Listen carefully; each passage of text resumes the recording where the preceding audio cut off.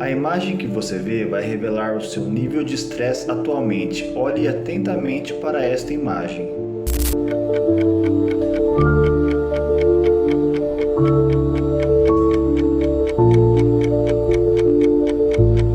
Se você viu uma caverna, quer dizer que você é uma pessoa muito equilibrada internamente. Você está muito bem psicologicamente e não se estressa facilmente.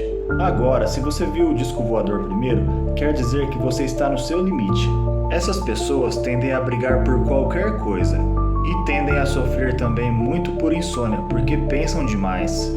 Agora, se você viu um alienígena primeiro, significa que seu nível de estresse é mediano. Você é uma pessoa tranquila, porém pode ser uma bomba relógio a qualquer momento. Digamos assim, uma pessoa com altos e baixos. Mas agora eu quero saber de você, o que você viu nessa imagem? Deixe aqui nos comentários.